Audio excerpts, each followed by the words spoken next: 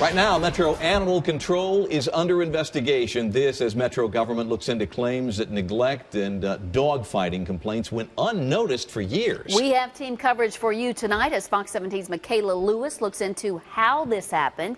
And for the very latest right now, let's go first to Fox 17's Eric Alvarez with what investigators know. Eric. Well, Scott, Stacy, tonight we know that 2 Metro Animal Care and Control officers are on paid administrative leave. Those are J.D. White and Billy Biggs. The latter, on many occasions, has served as a public spokesperson for the department. Now, many of the dogs that were taken out of this North Nashville home were taken to a location the health department is keeping a secret. What isn't a secret is that one of those dogs died under Metro's watch. I was disgusted.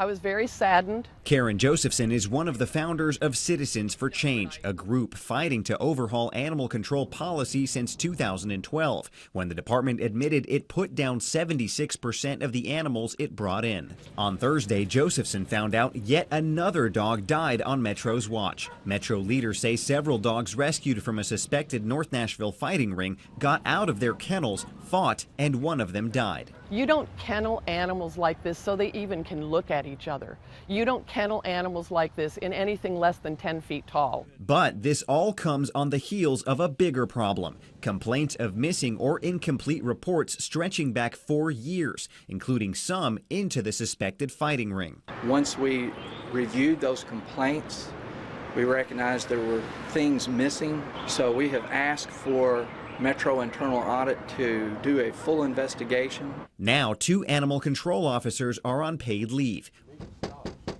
One of them is J.D. White. The other is Billy Biggs, seen here rescuing a dog from the suspected fighting ring. Biggs has been the public face of the department for several months. Josephson says instead of the officers, the problem lies in a lack of leadership in a department that hasn't had a full-time director since last summer. I just am so against going down to the lowest common level of an employee in a department and blaming them for what's happening from the top. What we're going through here in Metro is some pretty serious, dangerous stuff, and we need some people with experience.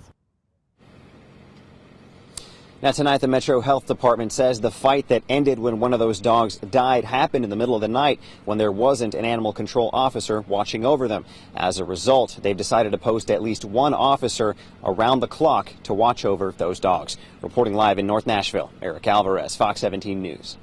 Thanks, Eric. Now, tonight, Fox 17 News is digging deeper into Metro Animal Care and Control. Well, the health department confirms there were 2 overlooked complaints of dog fighting and animal cruelty where the raid happened back in 2010 and again in 2013. Fox 17 News wants to know who's watching the department. Fox 17's Michaela Lewis live now from North Nashville with more on how and why it all led to this investigation. Well, Scott and Stacy, Michael Davis lives here at this home on Pewitt Road, and he's the prime suspect in this massive dogfighting operation. Now, Davis is actually in jail right now for drug charges earlier this month, and since that drug bust, his neighbor at this house took care of his dogs while he is away. Now, Metro Animal Control is trying to figure out if they are responsible for the conditions the dogs were found in. 38 dogs, mainly pit bulls, and many wounded, are now the key evidence of a Metro Health Department investigation. The largest dog fighting operation that's been busted, that we know that in 2010 and 2013, we can't say for sure that we responded or what we did. So that's very troubling.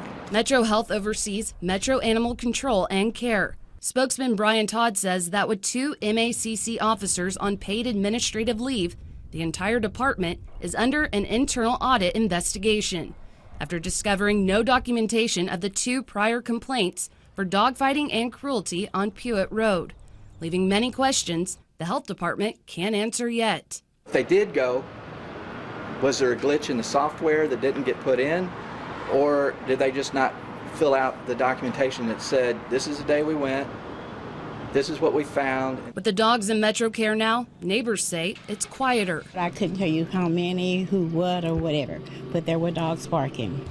One woman who lives behind Michael Davis, the dogfighting suspect, says it feels safer now too. Davis is in jail for his April 12th arrest in connection with drug trafficking. A year ago, she called police after being burglarized. I had an officer up here to check it out, and I even mentioned it to him, and they was barking then, and I even took him to the middle of the backyard so that he could hear that, you know, but I don't know if anything was ever done about it. Todd says MACC assisted in the drug bust, but the dogfighting operation... I think this is solely Metro Animal Care and Control's responsibility.